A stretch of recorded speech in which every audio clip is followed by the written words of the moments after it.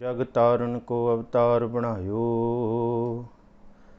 जप्यो जिने अर्जुन देव गुरु। फिर संकट जोन गर्भ न आयो। सतनाम श्री वाहिगुरु साहिब जी। जब लग जानै मुझ ते कछ होए,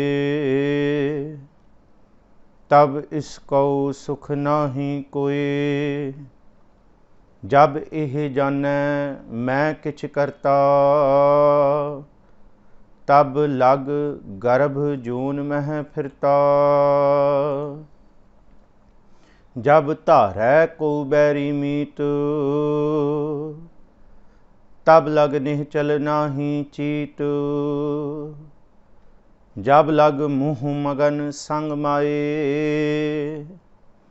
तब लग धर्म राय दे सजाए।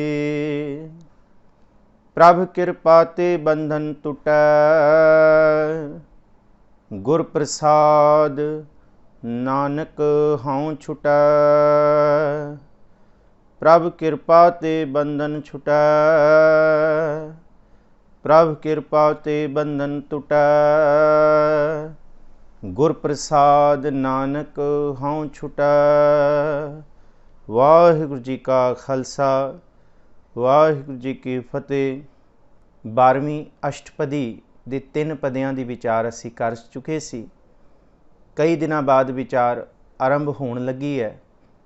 ਸੋ ਆਓ ਜੀ ਪਹਿਲਾਂ ਥੋੜ੍ਹੀ ਜਿਹੀ ਪਿਛਲੀ ਵਿਚਾਰ ਦੀ ਅਸੀਂ ਟਿਊਕ ਮਾਤਰ ਝਾਕ ਮਾਰੀਏ। ਜੋ ਅਸੀਂ ਕੁਝ ਕੀਤਾ ਸੀ ਉਹਦੀ ਪੰਛੀ ਝਾਤ ਆਪ ਸੰਗਤਾਂ ਦੇ ਨਾਲ ਵਿਚਾਰ ਕਰਾਂ। ਫਿਰ ਚੌਥੀ ਜਿਹੜੀ ਚੌਥਾ ਪਦਾ ਹੈ ਆਪ ਸਾਰੀਆਂ ਸੰਗਤਾਂ ਨੇ ਸਰਵਣ ਕੀਤਾ ਹੈ। ਇਸ ਅਸ਼ਟਪਦੀ ਦੀ ਚੌਥੀ ਪੌੜੀ ਕਹਿ ਲਓ, ਚੌਥਾ ਪਦਾ ਕਹਿ ਲਓ। ਸੋ ਉਹਦੀ ਵਿਚਾਰ ਆਰੰਭ ਕਰੀਏ। ਆਪ ਅਸੀਸ ਬਖਸ਼ੋ। ਕੋਈ ਵੀ ਰਸਨਾ ਵਿਰਵੀ ਨਾ ਰਹੇ। ਗੱਜ ਵੱਜ ਕੇ ਆਪ ਸਾਰੇ ਹੀ ਆਖੋ ਜੀ ਸਤਨਾਮ ਸ੍ਰੀ ਵਾਹਿਗੁਰੂ। ਇੱਕ ਵਾਰੀ ਫਿਰ ਆਖੋ ਜੀ ਸਤਨਾਮ ਸ੍ਰੀ ਵਾਹਿਗੁਰੂ। ਸਲੋਕ ਸੁਖੀ ਵਸੈ ਮਸਕੀਨੀਆਂ, ਆਪ ਨਿਵਾਰ ਤਲੇ। ਵੱਡੇ ਵੱਡੇ ਅਹੰਕਾਰੀਆ, ਨਾਨਕ ਗਰਭ ਗਲੇ। ਇਹ ਦਾਸ ਨੇ ਸਲੋਕ ਇਸ ਲਈ ਪੜ੍ਹਿਆ ਕਿਉਂਕਿ 11 ਅਸ਼ਟਪਦੀ ਦੀ ਵਿਚਾਰ ਹੋ ਚੁੱਕੀ ਹੈ। 12ਵੀਂ ਅਸ਼ਟਪਦੀ ਦਾ ਜਿਹੜਾ ਸਲੋਕ ਹੈ ਉਹ ਪੂਰਨ ਅਸ਼ਟਪਦੀ ਦੀ ਇੱਕ ਮੂਲ ਰੂਪ ਦੀ ਵਿਚਾਰ ਹੁੰਦੀ ਹੈ। ਪੂਰਨ ਅਸ਼ਟਪਦੀ ਦਾ ਨਿਚੋੜ ਹੁੰਦਾ ਹੈ ਸਲੋਕ। ਸੋ ਇਸ ਅਸ਼ਟਪਦੀ ਦੇ ਸਲੋਕ ਦੇ ਵਿੱਚ ਸਤਿਗੁਰੂ ਜੀ ਨੇ ਇਹ ਬਖਸ਼ਿਸ਼ ਕੀਤੀ ਹੈ ਕਿ ਜੇ ਤੂੰ ਮਸਕੀਨ ਤੇ ਗਰੀਬ ਬਣ ਕੇ ਗੁਰੂ ਦਰ 'ਤੇ ਆਪਣਾ ਆਪ ਨਿਵਾਰਨ ਕਰੇਂਗਾ ਤੇ ਫਿਰ ਤੂੰ ਜੀਵਨ ਦੇ ਵਿੱਚ ਇਹੋ ਜਿਹੀ ਰਹੁ ਰੀਤ ਇਖਤਿਆਰ ਕਰੇਂਗਾ ਕਿ ਤੇਰਾ ਮਨ ਸਦਾ ਹੀ ਨਿਮਰਤਾ ਦੇ ਵਿੱਚ, ਸਦਾ ਹੀ ਗਰੀਬੀ ਦੇ ਵਿੱਚ ਤੇ ਸਦਾ ਹੀ ਹਲੇਮੀ ਵਿੱਚ ਰਹੇਗਾ। ਔਰ ਇਹ ਹਲੇਮੀ ਕੋਈ ਦਿਖਾਵੇ ਵਾਲੀ ਨਹੀਂ ਹੋਏਗੀ। ਇਹ ਹਲੇਮੀ ਮੂੰਹ ਦਾ ਮਿੱਠਾ ਬੋਲਣਾ, ਫਰੀਦਾ ਕੰਨ ਮਸੁੱਲਾ ਸੂਫ ਗਲ, ਦਿਲ ਕਾਤੀ ਗੁੜਵਾਤ, ਬਾਹਰ ਦੀਸੈ ਚਾਨਣਾ ਦਿਲ ਹਨਿਆਰੀ ਰਾਤ। ਇਹ ਦਿਖਾਵਾ ਸਿਰਫ ਬਾਹਰ ਦਾ ਭੇਖ ਹੈ ਜਾਂ ਮੁਖ ਤੋਂ ਮਿੱਠੇ ਬਚਨ ਬੋਲਣਾ, ਜਿਹਨੂੰ ਬਾਬਾ ਸ਼ੇਖ ਫਰੀਦ ਜੀ ਕਹਿੰਦੇ ਹੈ ਕੰਨ ਮਸੁੱਲਾ ਸੂਫ ਗਲ ਦਿਲ ਕਾਤੀ ਗੁੜਵਾਤ। ਗੁੜ ਵਰਗੀ ਜ਼ੁਬਾਨ ਇਹ ਹਰ ਕਿਸੇ ਨਾਲ ਨਹੀਂ ਹੋ ਸਕਦੀ। ਜਿਹੜਾ ਆਪਣਾ ਪਿਆਰਿਆ ਹੈ ਤੇ ਉਹਦੇ ਨਾਲ ਤੇ ਮਿੱਠਾ ਬੋਲਿਆ ਜਾ ਸਕਦਾ ਬਾਹਰੋਂ, ਤੇ ਜਾਂ ਕਿਸੇ ਤੋਂ ਕੰਮ ਕਢਾਉਣਾ ਹੈ ਬੰਦਾ ਫਿਰ ਉੱਥੇ ਵੀ ਮਿੱਠਾ ਬੋਲਦਾ। ਪਰ ਸਤਿਗੁਰੂ ਜੀ ਕਹਿੰਦੇ ਆ ਜਿੱਥੇ ਕੋਈ ਆਪਣੇ ਤੋਂ ਨਿਵਾਣ ਦਿਸੇ, ਕੋਈ ਆਪਣੇ ਤੋਂ ਨਿਮਾਣਾ ਦਿਸੇ, ਫਿਰ ਇਹ ਜ਼ੁਬਾਨ ਅਰਲ ਬਰਲ ਬੋਲ ਪੈਂਦੀ ਹੈ। ਪਰ ਸਾਹਿਬ ਜੀ ਕਹਿੰਦੇ ਆ ਕਿ ਜਿਸ ਅਵਸਥਾ ਦੇ ਵਿੱਚ ਨਾ ਹੀ ਕੋਈ ਵੈਰੀ ਹੋਏ, ਨਾ ਹੀ ਕੋਈ ਮੀਤ ਹੋਏ, ਔਰ ਹਮੇਸ਼ਾ ਹਲੇਮੀ, ਹਮੇਸ਼ਾ ਨਿਮਰਤਾ, ਉੱਚਿਆਂ ਨਾਲ ਵੀ, ਨੀਵਿਆਂ ਨਾਲ ਵੀ, ਵੱਡਿਆਂ ਨਾਲ ਵੀ, ਛੋਟਿਆਂ ਨਾਲ ਵੀ, ਗਰੀਬਾਂ ਨਾਲ ਵੀ, ਅਮੀਰਾਂ ਨਾਲ ਵੀ, ਦੋਸਤ ਨਾਲ ਵੀ ਤੇ ਦੁਸ਼ਮਣ ਨਾਲ ਵੀ। ਸਾਹਿਬ ਜੀ ਕਹਿੰਦੇ ਇਹ ਹੈ ਅੰਦਰ ਦੀ ਮਿੱਠ ਬੋਲੜਾ ਜੀ, ਹਰ ਸੱਜਣ ਸੁਆਮੀ ਮੋਰਾ ਵਾਲੀ ਬਿਰਤੀ, ਜਿਹੜੀ ਅੰਦਰੋਂ ਸਤਿਗੁਰੂ ਗੁਰੂ ਅਰਜਨ ਸਾਹਿਬ ਸਮਝਾ ਰਹੇ ਨੇ ਕਿ ਹਉ ਸੰਮਲ ਥੱਕੀ ਜੀ। ਸੰਮਲ ਦਾ ਮਤਲਬ ਮੈਂ ਦੇਖ ਲਿਆ, ਮੈਂ ਵਾਚ ਕੇ, ਮੈਂ ਸੋਚ ਕੇ।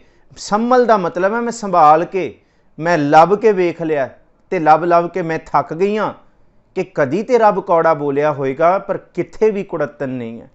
ਹਉ ਸੰਮਲ ਥੱਕੀ ਜੀ ਉਹ ਕਦੇ ਨਾ ਬੋਲੇ ਕੌੜਾ, ਕੌੜਾ ਬੋਲ ਨਾ ਜਾਣੈ पूर्ण भगवाना है, वो कदी नहीं कौड़ा बोलदा। ताइयों संत सिंह मस्कीन जी ये गल अपनी कथा दे विच करदे सी कि रब सब कुछ कर सकदा है, सब कुछ कर सकदा है। रब दे हत्थ दे विच सारियां समर्थां ने, सब कुछ करन दे समर्थ है। सिर्फ रब इक्को चीज़ नहीं कर सकदा, वो है कौड़ा बोल ना जाने।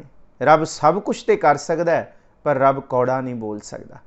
तो गुरु अर्जुन साहब जी इस पदे दे विच यही समझाते हैं भलिओ कि उही सुख है जिहड़ा अंदरों मस्कीन, अंदरों गरीब ते हलेमी वाली भावना गुरु तो प्राप्त की जाए। और ये सतगुरु जी कहते हैं ये कोई नीचता नहीं है, ये अंदर दी अमीरी है, अंदर दी सूरमताई गति है। पिछे फिर असी जिक्र करिए, पिछे जिक्र किया सी कि सतगुरु जी का तत्ती तवी ते बैठना इउं समझो सुखी बसै मस्कीनियां आप निवार तले, अपना आप सब कुछ निवार देना।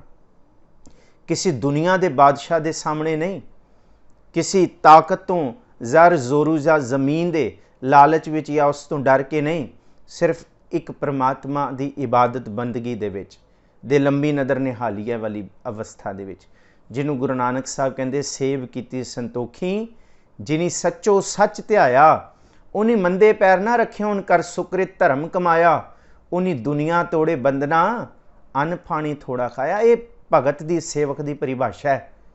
जिनी सच्चों सच ध्याया फिर वो सुखी वसदा है।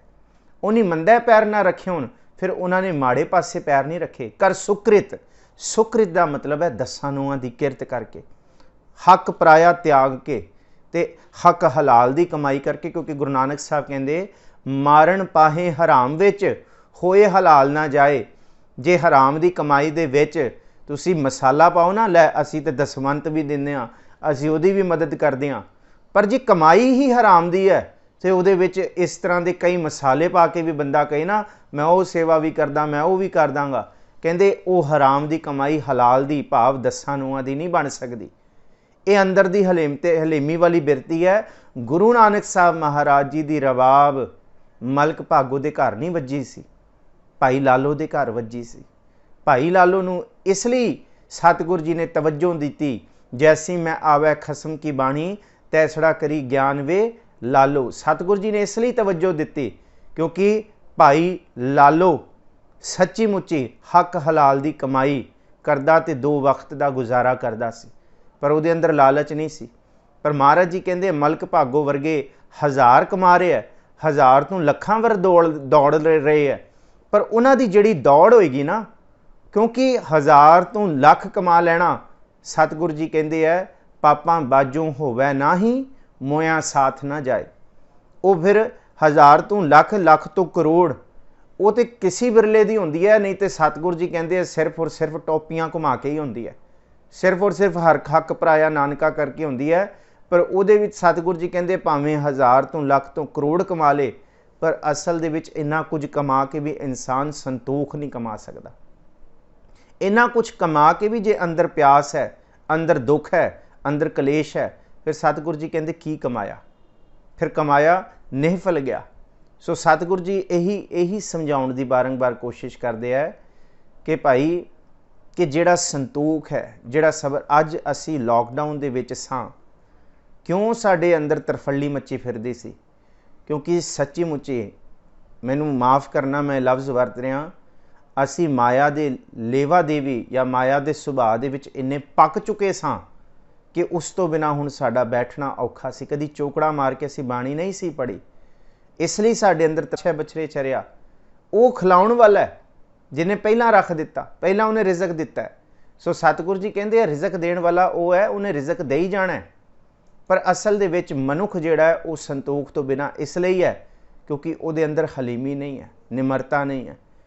और याद रखियो ये जिहड़ी अष्टपदी है ना, जे इनू लफ्ज़ बा लफ्ज़ गुरु की किरपा नाल समझ जावांगे, जिथे साडे हिरदे विच हलीमी वसेगी उत्थे सच्ची मुच्ची साडे हिरदे विच संतोख भी वस जाएगा। सो आओ जी असी ये पिछलियां जिहड़ियां पौड़ियां दे विच विचार कीती सी। पहली असी पौड़ी भाव पहले पदे दे विच ये कहा सी कि किसी नूं इस धरती दे उत्ते अपने आप नूं धन ते भूम भाव धरती दा मालक होण नूं बड़ी खुशी होंदी है। ਸੋ ਸਤਿਗੁਰੂ ਜੀ ਇੱਥੇ ਸਮਝਾਉਂਦੇ, ਭਾਵੇਂ ਕੋਈ ਧਨਵੰਤ ਹੀ ਹੋ ਜਾਏ ਪਰ ਉਹਨੂੰ ਇਹ ਯਾਦ ਰੱਖਣਾ ਪਏਗਾ, ਇਹ ਸੋਚਣਾ ਪਏਗਾ ਕਿ ਇੱਥੋਂ ਤਿਣਕਾ ਵੀ ਨਾਲ ਨਹੀਂ ਜਾਣਾ। ਤ੍ਰਿਣ ਸਮਾਨ ਸਤਿਗੁਰੂ ਜੀ ਕਹਿੰਦੇ ਕੱਛ ਸੰਗ ਨਾ ਜਾਵੇ। ਅੱਗੇ ਅਸੀਂ ਸਤਿਗੁਰੂ ਜੀ ਦੀ ਕਿਰਪਾ ਦੇ ਨਾਲ ਇਹ ਵਿਚਾਰਿਆ ਸੀ ਕਿ ਕੋਟ ਕਰਮ ਕਰੈ ਹੋਂ ਧਾਰੇ, ਕਿ ਮਨੁੱਖ ਕਰੋੜਾਂ ਧਰਮ ਦੇ ਕਰਮ ਕਰ ਲੇ ਪਰ ਬਾਹਰੋਂ ਦਿਖਾਵੇ ਦੇ ਉਹ ਕਰਮ ਜੇ ਕਰੇਗਾ ਪਰ ਅੰਦਰੋਂ ਉਹ ਸਾਰੇ ਕੀਤੇ ਹੋਏ ਕਰਮਾਂ ਦਾ ਫਲ ਨਹੀਂ ਪ੍ਰਾਪਤ ਕਰੇਗਾ। ਉਹ ਇਸ ਤਰ੍ਹਾਂ ਜਿਸ ਤਰ੍ਹਾਂ ਬਾਹਰੋਂ ਸ਼ਰਮ ਤੇ ਕੀਤਾ, ਸ਼ਰਮ ਕਰਕੇ ਥੱਕ ਜਾਏਗਾ, ਮੁਸ਼ੱਕਤ ਮਿਹਨਤ ਕਰਕੇ ਥੱਕ ਜਾਏਗਾ ਪਰ ਪੱਲੇ ਕੁਝ ਨਹੀਂ ਪਏਗਾ। ਭਾਵੇਂ ਕਰਮ ਧਰਮ ਪਾਖੰਡ ਜੋ ਦਿਸੈ ਤਿਨ ਜਮ ਜਾਗਿਆਤੀ ਲੁਟੈ। ਅਸੀਂ ਵਰਤ ਰੱਖਦੇ ਹਾਂ ਦੂਜਿਆਂ ਨੂੰ ਦਿਖਾਉਣ ਲਈ, ਅਸੀਂ ਧਰਮ ਸਥਾਨ ਤੇ ਜਾ ਰਹੇ ਹਾਂ ਦੂਜਿਆਂ ਨੂੰ ਦਿਖਾਉਣ ਵਾਸਤੇ ਕਿ ਅਸੀਂ ਜਾਣਦੇ ਹਾਂ, ਅਸੀਂ ਇਹ ਕੁਝ ਕਰ ਰਹੇ ਹਾਂ ਉਹ ਪਰ ਆਪਣਾ ਅਸੀਂ ਨਹੀਂ ਸਵਾਰਿਆ। ਘਰ ਦੇ ਅੰਦਰ ਉਹੀ ਕੁਝ ਹੈ, ਮਨ ਦੇ ਅੰਦਰ ਉਹੀ ਤਰਫੱਲੀ, ਉਹੀ ਮੇਲਾ ਲੱਗਿਆ, ਉਹੀ ਅੰਦਰ ਦਾ ਸ਼ੋਰ ਮਚਿਆ ਪਰ ਦਿਖਾਵਾ ਬਾਹਰ ਦਾ। ਪਰ ਸਤਿਗੁਰੂ ਜੀ ਕਹਿੰਦੇ ਜੇ ਕਿਨਕਾ ਇੱਕ ਨਹੀਂ ਵਸਿਆ ਅੰਦਰ ਤੇ ਫਿਰ ਉਹਦੀ ਮਹਿਮਾ ਤੇ ਸਮਝ ਹੀ ਨਹੀਂ ਆਈ। ਕਿਨਕਾ ਇੱਕ ਜਿਸ ਜੀ ਵਸਾਵੇ ਤਾਂ ਕਿ ਮਹਿਮਾ ਗਨੀ ਨਾ ਆਵੇ।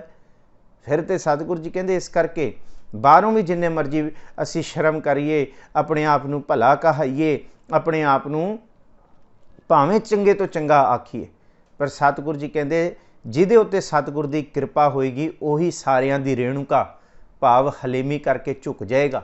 ਤੇ ਜਿਹੜਾ ਅੰਦਰੋਂ ਝੁਕ ਗਿਆ, ਸਤਿਗੁਰੂ ਜੀ ਤੀਜੇ ਪਦੇ ਦੀ ਆਖਰੀ ਤੁਕ ਦੇ ਵਿੱਚ ਕਹਿੰਦੇ ਸੀ ਕਹੋ ਨਾਨਕ ਤਾਂ ਕਿ ਨਿਰਮਲ ਸੋਏ। ਫਿਰ ਉਹਦੀ ਜੀਵਨ ਰਹੁ ਰੀਤ ਜੀਵਨ ਜਾਚ ਨਿਰਮਲ ਤੋਂ ਨਿਰਮਲ ਹੋ ਜਾਂਦੀ ਹੈ। ਆਓ ਜੀ ਚੌਥੇ ਪਦੇ ਵੱਲ ਵਧੀਏ ਜੀ। ਜਬ ਲਗ ਜਾਣਾ ਮੁਝ ਤੇ ਕਛ ਹੋਏ ਤਬ ਇਸਕੋ ਸੁਖ ਨਾਹੀ ਕੋਏ। ਹੁਣ ਮਨੁੱਖ ਇਹ ਜੇ ਸੋਚੀ ਬੈਠਾ ਨਾ ਮੈਂ ਮੇਰਾ, ਮੇਰੇ ਕਰਕੇ ਹੀ ਸਭ ਕੁਝ ਹੋ ਰਿਹਾ ਹੈ, ਜੇ ਮੈਂ ਨਾ ਕਰਾਂ ਤਾਂ ਕੁਛ ਨਾ ਹੋਏ। ਇਹ ਸਾਰਿਆਂ ਦੇ ਵਿੱਚ ਔਰ ਇਹ ਮੈਂ ਸੂਖਸ਼ਮ ਤੌਰ ਤੇ ਸਭ ਨੂੰ ਚਿੰਬੜੀ ਹੋਈ ਹੈ, ਕੋਈ ਨਹੀਂ ਬਚਿਆ। ਸਾਡੇ ਵਰਗੇ ਪ੍ਰਚਾਰ ਭਾਵ ਮੁਖ ਤੋਂ ਗੱਲਾਂ ਕਰਨ ਵਾਲੇ ਵੀ ਬਹੁਤ ਨੇ, ਸਾਡੇ ਵਰਗੇ ਵੀ, ਅਸੀਂ ਵੀ ਇਹੀ ਕਹਿੰਦੇ ਹਾਂ ਕਿ ਮੈਂ ਕਰ ਰਿਹਾ ਤੇ ਮੇਰੇ ਤੋਂ ਹੋ ਰਿਹਾ।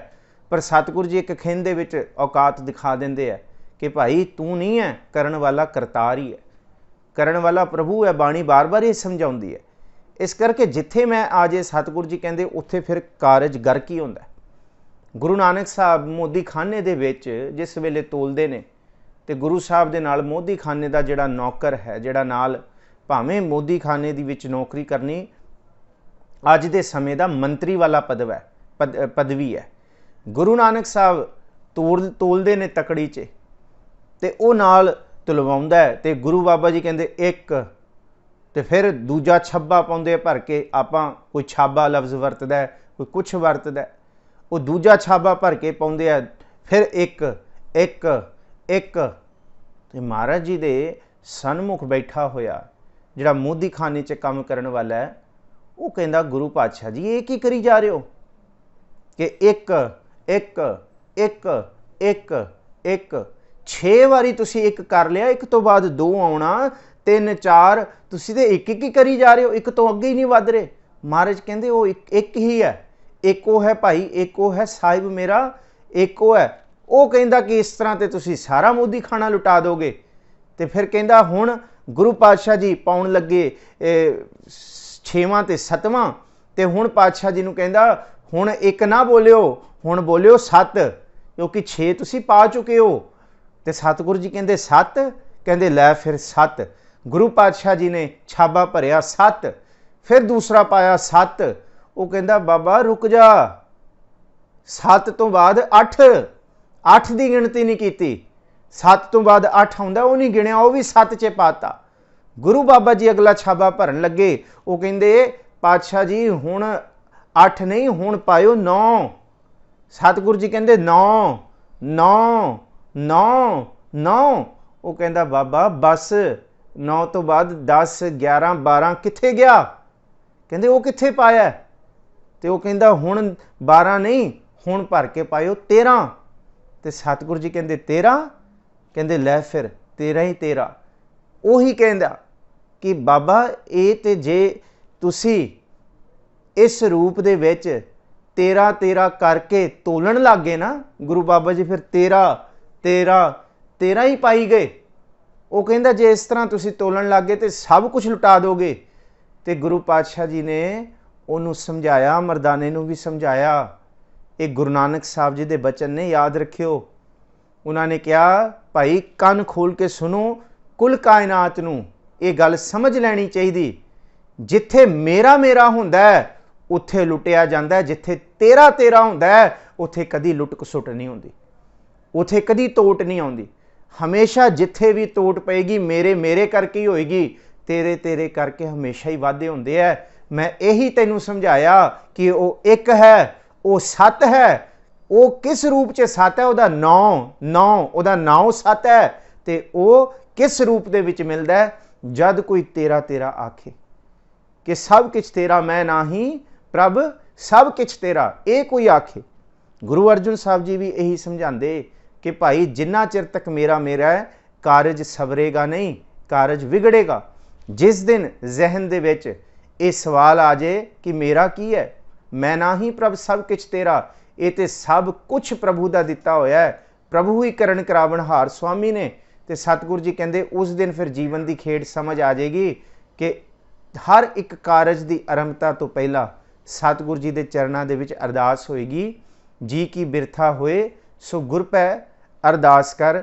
ਉਹ ਗੁਰੂ ਕਾ ਸਿੱਖ ਹਰ ਕੋਈ ਕਾਰਜ ਗੁਰੂ ਦੇ ਚਰਨਾਂ ਦੇ ਵਿੱਚ ਅਰਦਾਸ ਕਰਕੇ ਤੋਰੇਗਾ।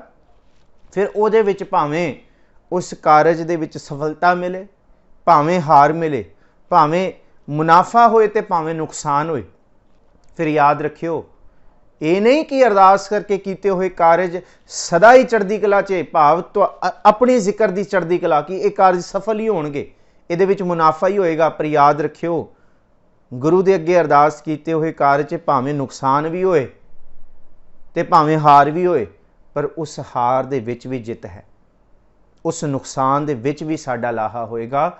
ਉਹ ਅਸੀਂ ਨਹੀਂ ਜਾਣ ਸਕਾਂਗੇ, ਉਹ ਸਦਾ ਹੀ ਗੁਰੂ ਜਾਣੇਗਾ। ਮਨੁੱਖ ਉਸ ਗੱਲ ਨੂੰ ਕਦੀ ਨਹੀਂ ਜਾਣ ਸਕਦਾ। ਗੁਰੂ ਅਰਜਨ ਸਾਹਿਬ ਜੀ ਇਸ ਇੱਕ ਤੁਕ ਨੂੰ ਅਸੀਂ ਵਿਚਾਰਨ ਲੱਗੀਏ ਨਾ, ਸਾਰੀ ਬਾਣੀ ਹੈ, ਸਾਰੀ ਬਾਣੀ ਭਾਵ ਗੁਰੂ ਗ੍ਰੰਥ ਸਾਹਿਬ ਜੀ ਦੀ ਹਰ ਇੱਕ ਬਾਣੀ ਦਾ ਇੱਕ ਇੱਕ ਅੱਖਰ ਇਹੀ ਸਮਝਾ ਰਿਹਾ ਹੈ ਕਿ ਜਬ ਹਮ ਹੋਤੇ ਤਬ ਤੂੰ ਨਹੀਂ, ਅਬ ਤੂੰ ਹੀ ਮੈਂ ਨਹੀਂ। ਇਸ ਕਰਕੇ ਸਾਹਿਬ ਜੀ ਕਹਿੰਦੇ ਤੂੰ ਤੂੰ ਕਰਤਾ ਤੂੰ ਹੁਆ, ਮੁਝ ਮੈਂ ਰਹਾ ਨਾ ਹੂੰ, ਜਬ ਆਪਾ ਪਰ ਕਾ ਮਿਟ ਗਿਆ, ਜਤ ਦੇਖੂੰ ਤਤ ਤੂੰ, ਤੂੰ ਹੀ ਤੂੰ ਹੈ। ਤਾਈਓ ਗੁਰੂ ਗੋਬਿੰਦ ਸਿੰਘ ਸਾਹਿਬ ਮਹਾਰਾਜ ਜਮਨਾ ਦੇ ਕੰਢੇ, ਬੜਾ ਰਮਣੀਕ ਥਾਂ ਹੈ, ਪਾਉਂਟਾ ਸਾਹਿਬ ਬੈਠੇ ਆ, ਕਲਮ ਚੱਕੀ ਹੈ, ਇੱਕ ਵਾਰੀ ਤੂੰ ਹੀ ਲਿਖਿਆ, 2 ਵਾਰੀ ਲਿਖਿਆ, 3 ਵਾਰੀ ਲਿਖਿਆ, ਪਰ ਸਤਿਗੁਰੂ ਜੀ ਨੇ 16,000 ਵਾਰੀ ਗੁਰੂ ਗੋਬਿੰਦ ਸਿੰਘ ਸਾਹਿਬ ਜੀ ਨੇ ਤੂੰ ਹੀ ਦੀਆਂ ਧੁਨਾਂ ਉਚਾਰਤੀਆਂ। 16,000 ਵਾਰੀ ਤੂੰ ਹੀ ਲਿਖਤਾ। ਜ਼ਮੀ ਤੂੰ ਹੀ, ਜ਼ਮਾ ਤੂੰ ਹੀ, ਅਮੀ ਤੂੰ ਹੀ, ਅਮਾ ਤੂੰ ਹੀ, ਮਕੀ ਤੂੰ ਹੀ, ਮਕਾ ਤੂੰ ਹੀ, ਤੂੰ ਹੀ। ਕਿਉਂਕਿ ਗੁਰੂ ਪਾਤਸ਼ਾਹ ਕਹਿੰਦੇ ਜਿੱਥੇ ਤੂੰ ਹੀ ਹੈ ਉੱਥੇ ਸੱਤ ਹੈ, ਜਿੱਥੇ ਮੈਂ ਉੱਥੇ ਨਰਕ ਹੈ, ਉੱਥੇ ਦੁੱਖ ਹੈ, ਉੱਥੇ ਕਲੇਸ਼ ਨੇ। ਸੋ ਸਾਹਿਬ ਜੀ ਇਹ ਕਹਿੰਦੇ ਜਬ ਲਗ ਜਾਣਾ ਮੁਝ ਤੇ ਕੱਛ ਹੋਏ, ਮੈਂ ਕਰ ਰਿਹਾ। ਸਤਿਗੁਰੂ ਜੀ ਕਹਿੰਦੇ ਤਬ ਇਸਕੋ ਸੁਖ ਨਾ ਹੀ ਕੋਏ, ਤਾਂ ਇਹਨੂੰ ਸੁਖ ਨਹੀਂ ਹੈ। ਕਿਉਂ? ਯਾਦ ਰੱਖਿਓ ਜੇ ਮੈਂ ਕਰਕੇ ਕਾਰਜ ਕਰਾਂਗੇ ਨਾ ਕਿ ਮੈਂ ਕਰ ਰਿਹਾ, ਮੈਂ ਕਰਦਾ, ਉਸ ਵੇਲੇ ਫਿਰ ਜਦ ਉਹਦਾ ਰਿਜ਼ਲਟ ਨਿਕਲੇਗਾ, ਭਾਵ ਉਹਦਾ ਅੰਤਮ ਸੱਚ ਆਏਗਾ, ਜੇ ਉਹ ਆਇਆ ਨੁਕਸਾਨਿਆ ਹੋਇਆ, ਫਿਰ ਆਪਣੇ ਆਪ ਤੇ ਗਿਲਾਨੀ ਹੋਏਗੀ ਕਿ ਮੈਂ ਮਾੜਾ ਕੀਤਾ ਕਾਰਜ, ਇਹ ਕਰਕੇ ਹੋ ਗਿਆ। ਪਰ ਜੇ ਤੂੰ ਕਰਕੇ ਕਾਰਜ ਸ਼ੁਰੂ ਕੀਤਾ, ਭਾਵੇਂ ਉਸ ਕਾਰਜ ਦੇ ਨਤੀਜੇ ਚੰਗੇ ਨਹੀਂ ਵੀ ਆਏ, ਤਾਂ ਫਿਰ ਮਨ ਦੇ ਵਿੱਚ ਦੁੱਖ ਨਹੀਂ ਹੋਏਗਾ। ਕਿਉਂ? ਕਿਉਂਕਿ ਪ੍ਰਭੂ ਤੁਹਾਡੇ ਸਨਮੁਖ ਅਰਦਾਸ ਕਰਕੇ ਇਹ ਕਾਰਜ ਸ਼ੁਰੂ ਕੀਤਾ ਸੀ, ਕਰਾਉਣ ਵਾਲੇ ਤੁਸੀਂ ਹੋ, ਮੁਨਾਫਾ ਨੁਕਸਾਨ ਤੁਸੀਂ ਜਾਣਦੇ ਹੋ। ਮੈਂ ਕੁਛ ਕੀਤਾ ਹੋਏ ਤੇ ਮੈਨੂੰ ਦੁੱਖ ਹੋਏ, ਕਰਾਉਣ ਵਾਲੇ ਤੁਸੀਂ ਹੋ, ਇਸ ਕਰਕੇ ਮੈਨੂੰ ਕਾਹਦਾ ਦੁੱਖ। ਤਬ ਇਸਕੋ ਸੁਖ ਨਾ ਹੀ ਕੋਏ, ਪਰ ਜੇ ਮੈਂ ਕਰਕੇ ਕਾਰਜ ਕਰਾਂਗਾ ਫਿਰ ਇਹਦੇ ਵਿੱਚ ਸੁਖ ਨਹੀਂ ਹੈ ਜੀ। ਜਬ ਇਹ ਜਾਨੈ ਮੈਂ ਕਿਛ ਕਰਤਾ, ਤਬ ਲਗ ਗਰਭ ਜੂਨ ਮੈਂ ਫਿਰਤਾ। ਜਬ ਇਹ ਜਾਣ ਗਿਆ ਨਾ ਕਿ ਮੈਂ ਕੁਝ ਕਰਨ ਵਾਲਾ, ਤੇ ਸਤਿਗੁਰੂ ਜੀ ਕਹਿੰਦੇ ਫਿਰ ਯਾਦ ਰੱਖੀ, ਫਿਰ ਤੂੰ ਹਉਮੈ ਦੇ ਵਿੱਚ ਬਾਰੰਬਾਰ ਜਨਮ ਮਰਨ ਦੀ ਜੂਨ ਦੇ ਵਿੱਚ ਹੀ ਪਏਗਾ। ਕਿਉਂਕਿ ਬੱਕਰੀ ਸਾਰੀ ਉਮਰ ਮੈਂ ਕਰਦੀ ਰਹਿੰਦੀ ਹੈ। ਸਿਆਣੇ ਬੜੀ ਕਮਾਲ ਦੀ ਗੱਲ ਕਰਦੇ ਆ, ਬੱਕਰੀ ਸਾਰੀ ਉਮਰ ਮੈਂ ਕਰਦੀ ਹੈ, ਪਰ ਬੱਕਰੀ ਮਰਨ ਤੋਂ ਬਾਅਦ ਜਦ ਉਹਦੀ ਖਲ ਉਤਾਰ ਕੇ ਤੁੰਬੀ ਤੇ ਚੜਾਈ ਜਾਂਦੀ ਹੈ, ਤਾਂ ਜਾ ਕੇ ਉਹ ਤੁੰਬੀ ਦੀ ਤਾਰ ਦੇ ਉੱਤੇ ਤੂੰ ਕਰਦੀ ਹੈ। सतगुरु जी कहते मैं तो तू बनने लई उन्होंने अपना आप सब कुछ कुर्बान इन्नी उन्होंने अपना आप अपनी चमड़ी नूं तुम्बी उत्ते चढ़वाउणा पैंदा तां जाके तू बोलिया जांदा। इस करके तू पहला ही तू बोल लै, समझ जा, क्योंकि मैं बोली दा बड़ा मैं बोलण दा बड़ा नुकसान है। पर जे तू बोलेगा तो सदा ही सत्कार है कि प्रभु तू ही तू। पर असी अज मंगदे पे हाँ गुरु तो, गुरु के सन्मुख अरदासां करदे हाँ, चीज़ की प्राप्ति हो जाती है, पर चौराहे ते जाके कहते हैं मैं कीता, मेरी मेहनत ने कीता, मैं मशक्कत की। बस सतगुरु जी कहते उत्थे ही दुख आ गया, उत्थे ही कलेश, उत्थे ही गर्भ जोन में फिरता, उत्थे फिर जोनियां दा नां गेड़ पै गया। इस करके साहिब जी कहते मैं और मेरा और मुझ ते इहदा त्याग करिए जी, क्योंकि ये याद रखियो सारी अष्टपदी दे विच सतगुरु जी इन्हां पदियां दे विच हौमै दियां सूक्ष्म रूप दियां लड़ियां समझा रहे ने। हौमै इस रूप दे विच चिंबड़दी है जी। जब धारै को बैरी मीत तब लगने चलना ही चीत। हुण इत्थे मित्र छत्र समान हो जाने ये बड़ी वड्डी अवस्था है। ये तां होएगी जे पूर्ण हलीमी ते गरीबी आएगी। मन हाली किरसानी करनी, श्रम पानी तन खेत, नाम बीज संतोख सुहागा रख गरीबी वेस। गरीबी वेस रखण दे नाल वैरी ते मीत, मित्र ते दुश्मन समान हो जाणगे। उथे फिर नह निंदिया नह उस्तत जाकै लोभ मोह अभिमाना, हरक सोग ते रह न्यारो नाहे मान अपमाना। कुछ भी नहीं रहेगा, फिर एकदम बराबर की अवस्था। पर जिस वेले ये मेरे दुश्मन ने, ये मेरे मित्र ने, ये मेरे नुकसान करने वाले ने, ये मेरा फायदा करने वाले ने, वो भलिया तू क्यों सोचदा है किहड़ा तेरा नुकसान होएगा। जिसका साहिब डाडा होए तिसनों मार ना सकै कोई। तू ये चेते कर, नाल नारायण मेरा जमदूत ना आवे नेरै।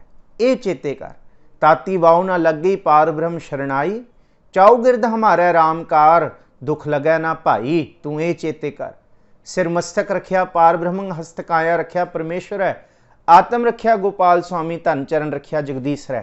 तू ये चेते कर। इस चेते करन दे विच फिर तेनू दुख नहीं होएगा, फिर तेनू ये नहीं होएगा कि वो मेरा नुकसान करेगा, दुश्मन है, वो मित्र है। फिर प्रभु सारियां दे विच ही है, चंगे दे विच भी वो है, मंदे दे विच भी वो है। पर जिन्ना चिर तक मंदा चंगा लग्या रहेगा, दोस्त दुश्मन मित्र छत्र ये लगे रहणगे, सतगुरु जी कहणगे सदा ही भटकना रहेगी, मन दे विच कलेश रहेगा। इस करके ये भी हौमै है कि वो मेरे अपने हैं, वो मेरे पराए है। इस हौमै तो भी, क्योंकि ये सानू नहीं पता, सानू हैरानी होंदी कि ये भी हौमै है कि जब धारै को बैरी मीत, किसी नू वैरी किसी नू मित्र बनाउणा। गुरु अर्जुन साहब जी कहते हाँ ये भी हौमै दा ही रूप है, ये भी अहंकार दा ही रूप है, ये भी अहंकार तो वध नहीं है।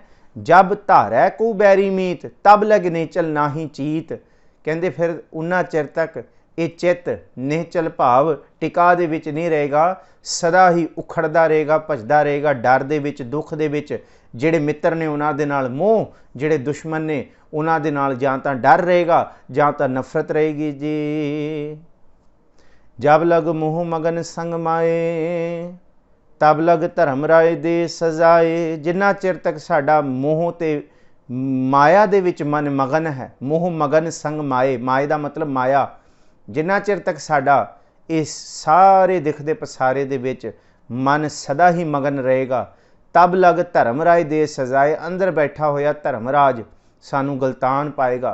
भाव अंदर जिहड़ियां माड़ी बिरतियां पैदा हुंदियां ने वो सानू सदा ही माड़े पासे तोरनगियां जी। प्रभ किरपा ते बंधन टुटै, गुर प्रसाद नानक हऊँ छुटै। प्रभु की कृपा दे नाल ही सतगुर सिख के बंधन काटे, गुर का सिख विकार ते हटे। सतगुर सिख को नाम धन दे, गुर का सिख वडभागी हे। सतगुर जी की कृपा दे नाल ही बंधन कट सकते हैं। प्रभ किरपा ते बंधन टुटै। जे सतगुर कृपा करन, प्रभु दे नाल सांझ बना देन, प्रभु दे नाम की सांझ पै जे, ते फिर नाको काटी कानो काटी काट कूट के डारी। कहो कबीर संतन की बैरन, तीन लोक की प्यारी। ये माया जिहड़ी तिन्ना लोकां नूं चिंबड़ी पई है, फिर वो बंदगी करन वालियां दे नेड़े भी नहीं आउंदी। इहनूं किया उहदे बंधन प्रभु की कृपा दे नाल उस सिख दे, उस जिग्यासू दे ਮਾਇਆ ਦੇ ਬੰਧਨ, ਮਾਇਆ ਦੀ ਫਾਈ ਟੁੱਟ ਜਾਂਦੀ ਹੈ ਜੀ। ਗੁਰਪ੍ਰਸਾਦ ਨਾਨਕ ਹਉ ਛੁਟੈ, ਤੇ ਗੁਰੂ ਦੀ ਕਿਰਪਾ ਦੇ ਨਾਲ ਉਹ ਹਉਮੈ ਤੋਂ ਬਚ ਜਾਂਦਾ ਹੈ ਜੀ। ਸਹਸ ਖਟੇ ਲਖ ਕੋ ਉਠ ਧਾਵੈ, ਤ੍ਰਿਪਤ ਨਾ ਆਵੈ ਮਾਇਆ ਪਾਛੈ ਪਾਵੈ। ਹੁਣ ਸਾਡੇ ਕੋਲ ਹਜ਼ਾਰ ਹੋਣ, ਸਹਸ ਦਾ ਮਤਲਬ ਹੈ ਹਜ਼ਾਰ, ਸਹਸ ਖਟੇ ਕਮਾਲੇ ਸਾਡੇ ਕੋਲ ਹੈਗੇ, ਪਰ ਸਤਿਗੁਰੂ ਜੀ ਕਹਿੰਦੇ ਜਿਹੜੇ ਹੈਗੇ ਉਸ ਹੈਗੇ ਦਾ ਸ਼ੁਕਰਾਨਾ ਕੀਤਾ, ਉਸ ਹੈਗੇ ਨੂੰ ਮਾਣਿਆ, ਤੇ ਉਹਨੂੰ ਤੂੰ ਛੱਡ ਕੇ ਭਾਵ ਉਹਦੇ ਹੀ ਰੂਪ ਦੇ ਉੱਤੇ ਫਿਰ ਤੂੰ ਲੱਖਾਂ ਨੂੰ ਪਾਉਣ ਚਲਾ ਗਿਆ। ਸਤਿਗੁਰੂ ਜੀ ਕਹਿੰਦੇ ਇਸ ਰੂਪ 'ਚ ਤੈਨੂੰ ਇੱਕ ਦਿਨ ਵੀ ਸੁੱਖ ਨਹੀਂ ਮਿਲੇਗਾ, ਇੱਕ ਦਿਨ ਦਾ ਵੀ ਤੂੰ ਟਿਕ ਕੇ ਸੁੱਖ ਨਹੀਂ ਮਾਣ ਸਕੇਗਾ। ਹਜ਼ਾਰ ਹੈ, ਹਜ਼ਾਰਾਂ ਦਾ ਸੁੱਖ ਨਹੀਂ ਮਾਣਿਆ, ਲੱਖਾਂ ਵੱਲ ਭੱਜਿਆ ਕਿ ਚਲੋ ਇਹ ਆਏਗਾ ਤੇ ਫਿਰ ਮੈਂ ਟਿਕ ਕੇ ਬੈਠਾਂਗਾ, ਲੱਖ ਆ ਗਏ ਫਿਰ ਤਾਂ ਵੀ ਟਿਕ ਕੇ ਨਹੀਂ ਬੈਠਾ, ਕਹਿੰਦਾ ਕਰੋੜ ਆਉਣਗੇ ਤਾਂ ਟਿਕ ਕੇ ਬੈਠਾਂਗਾ, ਫਿਰ ਕਰੋੜਾਂ ਲਈ ਭੱਜਦਾ ਰਿਹਾ, ਉਹ ਆ ਗਏ ਫਿਰ ਕਹਿੰਦਾ ਹੁਣ ਅਰਬ ਆਉਣਗੇ ਤੇ ਤਾਈਓ ਇੱਕੋ ਵਾਰੀ ਟਿਕ ਕੇ ਬੈਠਾਂਗਾ। ਅਰਬ ਆਉਣ ਤੋਂ ਬਾਅਦ ਸਤਿਗੁਰੂ ਜੀ ਕਹਿੰਦੇ ਆ ਫਿਰ ਇਨਸਾਨ ਦੀ ਫੁੜੀ ਮੁੱਕ ਗਈ, ਫਿਰ ਸਵਾਸ ਪੰਖੇਰੂ ਪੰਖ ਲਾ ਕੇ ਉੱਡ ਗਏ, ਇੱਕ ਦਿਨ ਵੀ ਟਿਕ ਕੇ ਨਹੀਂ ਬੈਠਾ, ਬਸ ਇਸੀ ਗੇੜ ਦੇ ਵਿੱਚ ਰਿਹਾ ਕਿ ਹੁਣ ਇਹ ਆ ਜੇ ਤੇ ਫਿਰ ਮੈਂ ਟਿਕ ਕੇ ਬੈਠਾਂਗਾ, ਇਹ ਮਿਲ ਜੇ। ਮਹਾਰਾਜ ਕਹਿੰਦੇ ਜਿਹੜਾ ਹੈ ਪਹਿਲਾਂ ਉਹਦੇ ਵਿੱਚ ਟਿਕ ਕੇ ਬਹਿ ਜਾ, ਉਹਦੇ ਵਿੱਚ ਟਿਕਾ ਕਰ ਲੈ, ਇਹ ਵੱਡੀ ਗੱਲ ਹੈ। ਸਹਿਸ ਖਟੇ ਲਖ ਕੋ ਉਠ ਧਾਵੈ, ਕਹਿੰਦੇ ਤੂੰ ਹਜ਼ਾਰ ਕਮਾਉਂਦਾ ਤੇ ਲੱਖਾਂ ਲਈ ਭੱਜ ਪੈਂਦਾ, ਪਰ ਹਜ਼ਾਰ ਦਾ ਸ਼ੁਕਰਾਨਾ ਤੇ ਕਰ। ਪਿੱਛੇ ਪੜ੍ਹ ਕੇ ਆਏ ਸੀ ਸਤਿਗੁਰੂ ਗੁਰੂ ਅਰਜਨ ਸਾਹਿਬ ਜੀ, ਬੜੀ ਕਿਰਪਾ ਕਰਦੇ ਇਸ ਗੱਲ ਤੇ ਕਿ ਤੂੰ 10 ਵਸਤੂ ਲੈ ਪਾਛੇ ਪਾਵੈ, ਏਕ ਵਸਤ ਕਾਰਨ ਵਿਖੋਟ ਗਵਾਵੈ, ਏਕ ਬਿਨਾ ਦੇ 10 ਭੀ ਹਿਰ ਲੈ ਤਉ ਮੂੜਾ ਕਹੋ ਕਾਹ ਕਰੇ। ਇਸ ਕਰਕੇ ਸਾਹਿਬ ਜੀ ਕਹਿੰਦੇ ਜਿਸ ਠਾਕੁਰ ਸਿਓ ਨਾਹੀ ਚਾਰਾ, ਤਾਕੋ ਕੀਜੈ ਸਦ ਨਮਸਕਾਰਾ। ਉਹਨੂੰ ਹੀ ਨਮਨ ਕਰ, ਉਹਨੂੰ ਨਮਸਕਾਰ ਕਰ ਜਿਹਦੀ ਪ੍ਰਾਪਤੀ ਤੋਂ ਬਿਨਾ ਕੋਈ ਚਾਰਾ ਨਹੀਂ, ਕੋਈ ਵੀ ਕਿਸੇ ਵੀ ਰੂਪ ਦੇ ਵਿੱਚ ਸੁੱਖ ਨਹੀਂ ਨੇ। ਸੋ ਸਾਹਿਬ ਜੀ ਕਹਿੰਦੇ ਕੱਲਾ ਭੱਜਿਆ ਨਾ ਫਿਰ, ਤਾਈਓ ਅੱਜ ਅਸੀਂ ਪਰੇਸ਼ਾਨ ਰਹੇ ਸੀ। ਭਾਵੇਂ ਅਸੀਂ ਘਰਾਂ ਦੇ ਵਿੱਚ ਬੈਠੇ ਹਾਂ, ਪਰ ਸੁੱਖ ਦੇ ਵਿੱਚ ਉਹੀ ਬੈਠੇ ਸਨ ਜਿਨ੍ਹਾਂ ਕੋਲ ਇਹ ਬਾਣੀ ਦਾ ਪੱਲਾ ਸੀ, ਬਾਣੀ ਦਾ ਸਾਥ ਸੀ, ਗੁਰੂ ਦਾ ਪਿਆਰ ਸੀ।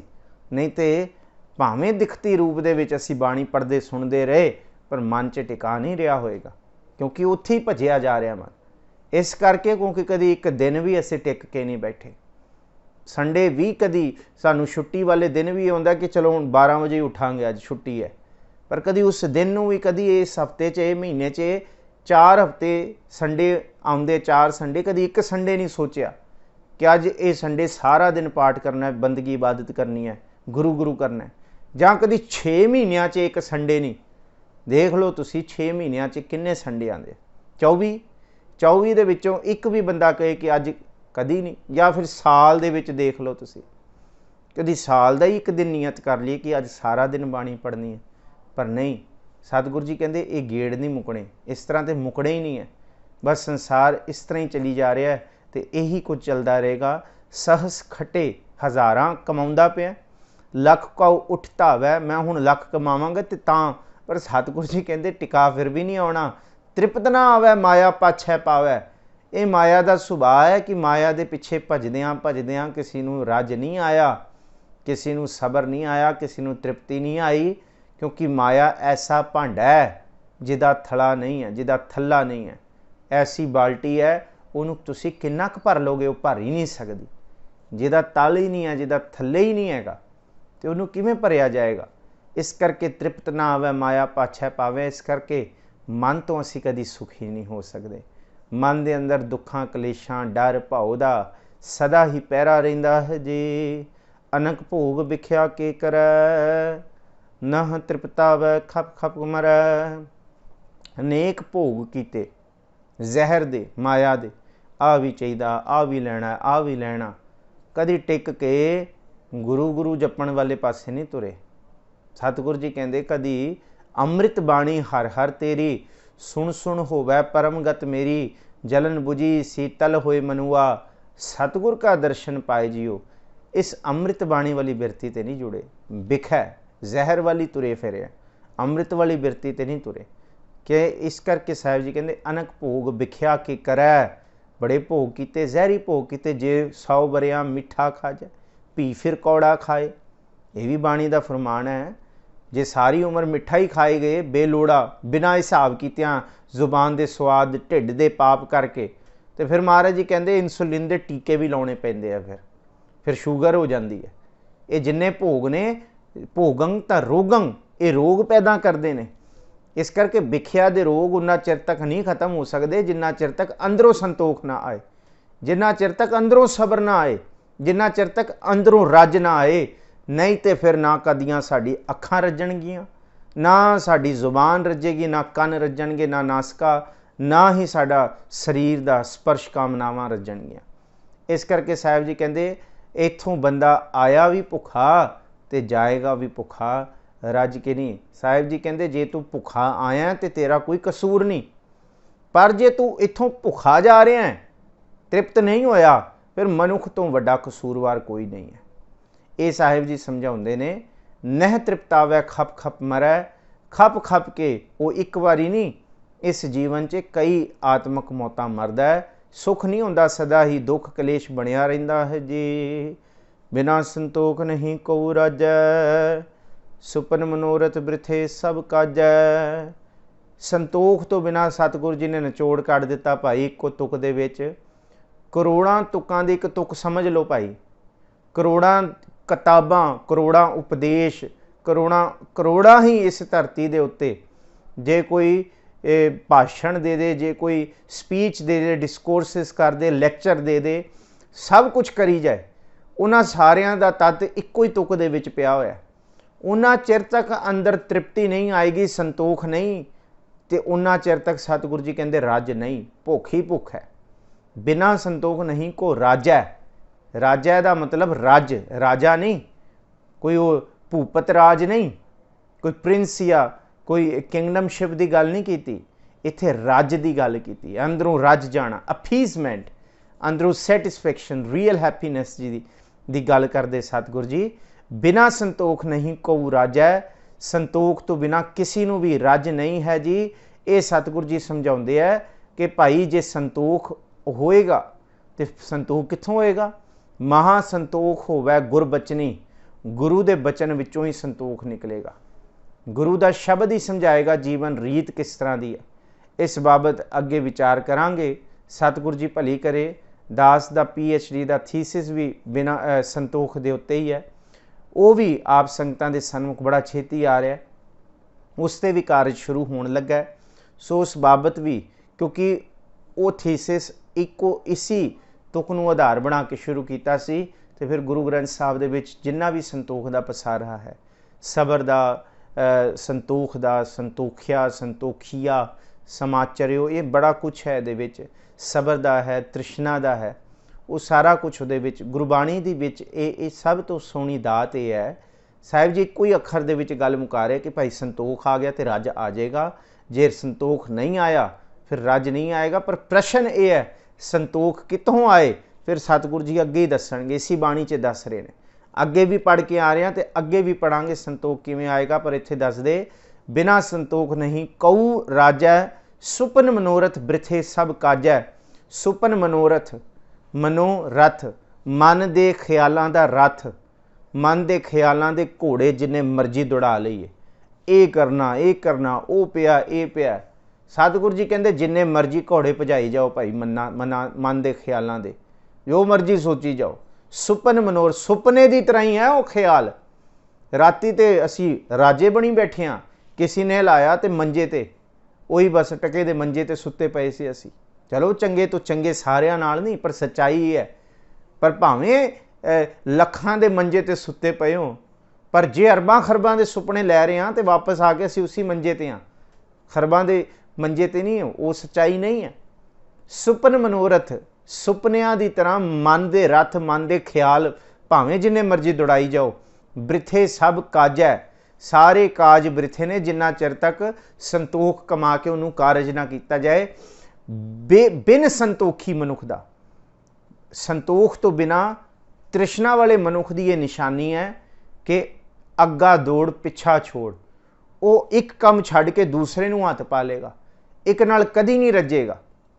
वो कहेगा नहीं ये नहीं करना उस तरह, तो सतगुरु जी कहते वो फिर जिन्ने भी कारज ने बस मनोरथ ही रह जाते हैं। ਉਹਦੇ ਮਨ ਦੇ ਰੱਥ ਹੀ ਮਨ ਦੇ ਖਿਆਲ ਹੀ ਬਣ ਕੇ ਸੁਪਨਿਆਂ ਦੀ ਤਰ੍ਹਾਂ ਫਨਾ ਹੋ ਜਾਂਦੇ ਆ। ਕੋਈ ਕਾਰਜ ਉਹ ਸਿਰੇ ਨਹੀਂ ਚਾੜਦਾ, ਸਾਰੀ ਕੀਤੀ ਮਸ਼ੱਕਤ ਬਿਰਥਾ ਜਾਂਦੀ ਹੈ। ਕਾਰਜ ਸੰਪੰਨ ਕਰਨ ਲਈ ਸੰਤੋਖ ਰੱਖਣਾ ਵੀ ਬੜਾ ਜ਼ਰੂਰੀ ਹੈ ਜੀ। ਸਤਿਗੁਰੂ ਜੀ ਅੱਗੇ ਜੋ ਕਿਰਪਾ ਕਰਦੇ ਨੇ, ਆਓ ਜੀ ਸਰਵਣ ਕਰੀਏ ਜੀ। ਸਾਹਿਬ ਜੀ ਕਹਿੰਦੇ ਨੇ, ਨਾਮ ਰੰਗ ਸਰਬ ਸੁਖ ਹੋਏ, ਬੜ ਭਾਗੀ ਕਿਸੈ ਪ੍ਰਾਪਤ ਹੋਏ। ਕਹਿੰਦੇ ਜਿਹੜਾ ਨਾਮ ਦਾ ਰੰਗ ਹੈ ਨਾ, ਹੁਣ ਸਤਿਗੁਰੂ ਜੀ ਨੇ ਇਹ ਇੱਕੋ ਹੀ ਤੁਕ ਦੇ ਵਿੱਚ ਨਿਚੋੜ ਕਰ ਦਿੱਤਾ ਕਿ ਸੁਖ ਨਾ ਕਿਸੇ ਤਰੀਕੇ ਦੇ ਪਦਾਰਥਾਂ ਦੇ ਇਕੱਠੇ ਕਰਨ ਦੇ ਨਾਲ ਜਾਂ ਚੀਜ਼ਾਂ ਜਾਂ ਇਹ ਸਾਰਾ ਕੁਝ ਇਕੱਤਰ ਕਰਨ ਨਾਲ ਕਦੀ ਵੀ ਨਹੀਂ ਹੈ, ਕਿਉਂਕਿ ਰੱਜ ਤੇ ਫਿਰ ਵੀ ਨਹੀਂ ਹੈ। ਨਾ ਸਤਿਗੁਰੂ ਜੀ ਨੇ ਕਿਹਾ ਕਿ 1000 ਤੋਂ ਲੱਖ ਕਮਾ ਲਓ ਤਾਂ ਵੀ ਤ੍ਰਿਪਤ ਨਹੀਂ ਆਏਗੇ, ਭਾਵੇਂ ਤੁਸੀਂ ਅਨਕ ਹੀ ਭੋਗ ਲਓ ਦੁਨੀਆ ਦੇ, ਇਹ ਵੀ ਕੋ ਮੈਂ ਉਹ ਵੀ ਚਾਹੀਦਾ, ਉਹ ਵੀ ਸਭ ਕੁਝ ਕਰਕੇ ਦੇਖ ਲਓ। ਸਤਿਗੁਰੂ ਜੀ ਕਹਿੰਦੇ ਆ ਘਰ ਦੇ ਵਿੱਚ ਸਵਾਰੀਆਂ, ਘਰ ਸੋਨਾ ਬੇਸ਼ਕੀਮਤੀ ਸਭ ਕੁਝ ਤੇ ਹੋ ਸਕਦਾ, ਪੁੱਤਰ ਧੀਆਂ, ਹਰ ਤਰ੍ਹਾਂ ਦਾ ਕੱਪੜਾ ਲੀੜਾ, ਹਰ ਤਰ੍ਹਾਂ ਦੇ ਸੁੱਖ, ਨੌਕਰ ਚਾਕਰ ਸਭ ਕੁਝ ਹੋ ਸਕਦਾ। ਪਰ ਸਤਿਗੁਰੂ ਗੁਰੂ ਅਰਜਨ ਸਾਹਿਬ ਜੀ ਕਹਿੰਦੇ ਹੈ ਪਰ ਇਹ ਜ਼ਰੂਰੀ ਨਹੀਂ ਕਿ ਇਹ ਸਭ ਕੁਝ ਹੋ ਕੇ ਵੀ ਸੁੱਖ ਹੋਏ। ਇਹ ਨਹੀਂ ਜ਼ਰੂਰੀ ਕਿ ਇਹ ਸਾਰਾ ਕੁਝ ਹੈ ਕਿ ਸੁੱਖ ਵੀ ਹੋਏਗਾ ਨਾ। ਇਹਦੀ ਕੋਈ ਸ਼ਰਤ ਨਹੀਂ ਹੈ। ਪਦਾਰਥ ਮੈਟਰਲਿਸਟਿਕ ਵਰਡ ਦੇ ਵਿੱਚ ਸੁੱਖ ਦੀ ਕੋਈ ਗੁੰਜਾਇਸ਼ ਜਾਂ ਸੁੱਖ ਦੀ ਕੋਈ ਗਰੰਟੀ ਨਹੀਂ ਹੈ, ਔਰ ਇਹ ਸੁੱਖ ਨਹੀਂ ਮਿਲ ਸਕਦਾ, ਕਿਉਂਕਿ ਇਹ ਅਸਲ ਦੇ ਵਿੱਚ ਸਾਡੇ ਦੁੱਖ ਦੇ ਹੀ ਕਾਰਨ ਨੇ। ਮਹਾਰਾਜ ਜੀ ਕਹਿੰਦੇ ਆ ਸੁੱਖ ਮੰਗਤ ਦੁੱਖ ਆਗੈ ਆਵੈ। ਕਹਿੰਦੇ ਜਿਹੜੇ ਅਸੀਂ ਸੁੱਖ ਸਮਝੀ ਬੈਠੇ ਆ ਨਾ, ਰੱਬ ਤੋਂ ਮੰਗਦੇ ਆ, ਸਤਿਗੁਰੂ ਜੀ ਕਹਿੰਦੇ ਆ ਉਹ ਸੁੱਖ ਨਹੀਂ ਹੈਗੇ, ਉਹਨਾਂ ਵਿੱਚੋਂ ਅੰਤ ਦੁੱਖ ਹੀ ਨਿਕਲਣਾ। ਜਿਹੜਾ ਉਹਨਾਂ ਦਾ ਐਂਡ ਪ੍ਰੋਡਕਟ ਹੈ ਉਹ ਦੁੱਖ ਹੀ ਹੈ, ਸਾਡੇ ਮਨ ਨੂੰ ਦੁਖੀ ਕਰੇਗਾ। ਇਹ ਸੁੱਖ ਨਹੀਂ ਹੈ। ਸੁੱਖ ਜਿਹੜਾ ਅਸਲ ਹੈ, ਸਤਿਗੁਰੂ ਜੀ ਕਹਿੰਦੇ ਆਓ ਦੱਸੀਏ ਤੁਹਾਨੂੰ, ਸੁੱਖ ਕੀਤੇ ਆ ਨਾਮ ਰੰਗ ਸਰਬ ਸੁੱਖ ਹੋਏ। ਨਾਮ ਦੇ ਰੰਗ ਦੇ ਵਿੱਚ ਸਾਰਾ ਸੁੱਖ ਪਿਆ ਹੋਇਆ ਹੈ। ਨਾਮ ਦੀ ਬੰਦਗੀ, ਨਾਮ ਦੇ ਵਿੱਚ ਟਿਕ ਜਾਣਾ, ਸਬਰ ਆ ਜਾਣਾ, ਰੱਜ ਆ ਜਾਣਾ, ਇਹ ਸਰਬ ਸੁੱਖਾਂ ਦੀ ਦਾਤ ਹੈ। ਨਾਮ ਰੰਗ ਸਰਬ ਸੁੱਖ ਹੋਏ, ਪਰ ਇਹ ਸਭ ਨੂੰ ਪ੍ਰਾਪਤ ਨਹੀਂ ਹੈ। ਵੱਡ ਭਾਗੀ ਕਿਸੈ ਪ੍ਰਾਪਤ ਹੋਏ। ਵੱਡੇ ਭਾਗਾਂ ਦੇ ਨਾਲ ਇਹ ਕਿਸੇ ਬਿਰਲੇ ਨੂੰ ਪ੍ਰਾਪਤ ਹੁੰਦਾ ਹੈ ਜੀ। ਕਰਨ ਕਰਾਵਨ ਆਪੇ ਆਪ, ਸਦਾ ਸਦਾ ਨਾਨਕ ਹਰਿ ਜਾਪ। ਫਿਰ ਇਹ ਨਿਚੋੜ ਨਿਕਲਿਆ ਕਿ ਕਰਨ ਕਰਾਵਨ ਹਾਰ ਆਪੇ ਹੀ ਹੈ। ਉਹੀ ਹੈ ਕਰਨ ਵਾਲਾ, ਉਹੀ ਹੈ ਦੇਣ ਵਾਲਾ।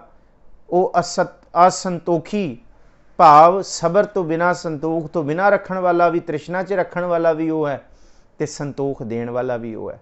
ਸੋ ਸਾਹਿਬ ਜੀ ਕਹਿੰਦੇ ਕਰਨ ਕਰਾਵਨ ਆਪੇ ਆਪ ਹੀ ਹੈ। ਤੇ ਅੱਗੇ ਕਹਿੰਦੇ ਸਦਾ ਸਦਾ ਨਾਨਕ ਹਰਿ ਜਾਪ। ਸਦਾ ਹੀ ਉਹਦਾ ਸਿਮਰਨ ਕਰੀਏ, ਸਦਾ ਹੀ ਉਹਦਾ ਜਾਪ ਕਰੀਏ, ਸਦਾ ਹੀ ਉਹਨੂੰ ਸਿਮਰਦੇ ਰਹੀਏ। ਉਸ ਜ਼ੁਬਾਨ ਤੋਂ ਜੇ ਸਿਮਰਨ ਕਰਾਂਗੇ ਤੇ ਫਿਰ ਉਹਦੀ ਬਖਸ਼ਿਸ਼ ਪ੍ਰਾਪਤ ਕਰਾਂਗੇ। ਸਾਹਿਬ ਜੀ ਬਖਸ਼ਿਸ਼ ਕਰਨ, ਇੱਕ ਦੂਜੀ ਭੋ ਲੱਖੋਂ ਹੈ, ਇੱਕ ਦੂਜੀ ਭਾਉ ਲੱਖੋਂ ਹੈ। ਲੱਖੋਂ ਮੈਂ ਲੱਖ 20, ਲੱਖ ਲੱਖ ਗੇੜਾ ਆਖੀਆਂ, ਏਕ ਨਾਮ ਜਗਦੀਸ਼। ਉਹਦਾ ਹੀ ਨਾਮ, ਉਹਨੂੰ ਹੀ ਜਪੀਏ। ਇਹ ਤਰਾਪਤ ਪੌੜੀਆਂ ਚੜੀਆਂ ਹੋਏ ਇੱਕ ਈਸ। ਇਸ ਜਪ ਵਾਲੇ ਜੇ ਮਾਰਗ ਤੇ ਤੁਰਾਂਗੇ ਤੇ ਇੱਕ ਈਸ਼ਵਰ ਵਰਗੇ ਹੀ ਹੋ ਜਾਵਾਂਗੇ, ਉਹਦੇ ਵਰਗੇ ਹੀ ਸੰਤੋਖੀ, ਸਬਰੀ ਤੇ ਮਿੱਠ ਬੋਲੜੇ ਹੋ ਜਾਵਾਂਗੇ। ਅੱਜ 5ਵੀਂ ਪੌੜੀ 5ਵੇਂ ਪਦੇ ਤੱਕ ਵਿਚਾਰ ਕੀਤੀ ਹੈ। ਸਮਾਂ ਇੱਥੇ ਸਮਾਪਤ ਹੈ ਜੀ। ਆਪ ਸਾਰੀਆਂ ਸੰਗਤਾਂ ਦਾ ਧੰਨਵਾਦ ਹੈ। ਭੁੱਲਾਂ ਚੁੱਕਾਂ ਦੀ ਖਿਮਾ ਬਖਸ਼ੋ। ਗੱਜ ਵੱਜ ਕੇ ਫਤਿਹ ਬੁਲਾਓ ਜੀ। ਵਾਹਿਗੁਰੂ ਜੀ ਕਾ ਖਾਲਸਾ, ਵਾਹਿਗੁਰੂ ਜੀ ਕੀ ਫਤਿਹ।